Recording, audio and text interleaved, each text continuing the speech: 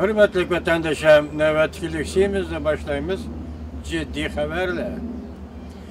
John Kerry Rusya'ya gidip geldi. Vladimir Putin bilen görüşüdü. Mavzulu haber 5. ayının 13. günü Amerika avazının Xitay tel programısı da ilan kılındı. Amerika Qo'shma Shtatlarning davlat ishlar katibi John Kerry efendi Rusiyaga Sochi shahriga yetib keldi. Seshanba kuni kechda prezident Vladimir Putin bilan ko'rishdi.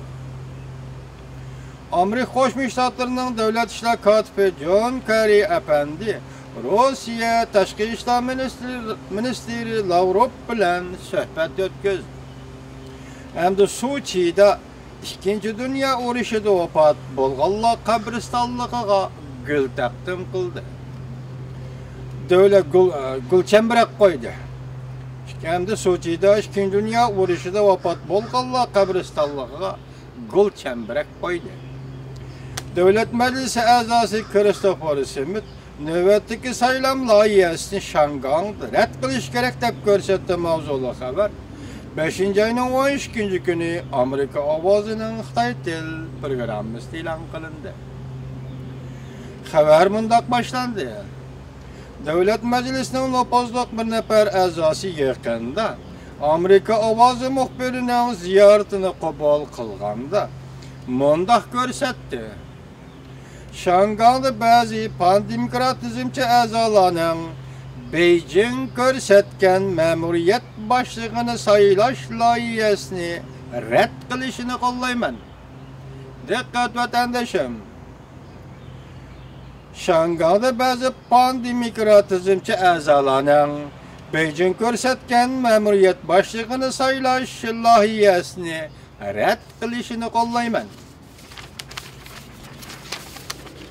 Amerika Qo'shma Shtatlari Davlat Majlisi Tashqi ishlar munosabatlar komitetining a'zosi, Avom palata a'zosi, Cumhuriyetchilar partiyasining a'zosi Chris Smith efendi bir qatimliq guvohlik berish yig'inida muxbirlarga suhbat bayon qilib mundaq ko'rsatdi. Chris Smith efendi Shangongda pandemokratizmchi qonun chiqarish komiteti a'zolarining o'zining e'tiqodini ching turishiga rag'batlantirdi. Demokratik harakatlar tarixi bizga shuni aytib berdiki, mayli Sharqiy Yevropa yoki Osiyoda bo'lsin, yomon niyat yoshiringan qonun loyihasini mutlaq qabul qilishga bo'lmaydi. Qabul qilsak, uningdan keyin yaxshi bir loyiha o'tirg'i chiqadi deb umid qilishga bo'lmaydi deb ko'rsatdi Chris Smith efendi.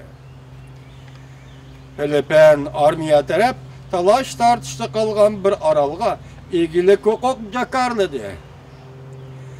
Mavzuli xabar 5. ayning 13. kuni Amerika ovozining Xitoy til programmasida e'lon qilindi.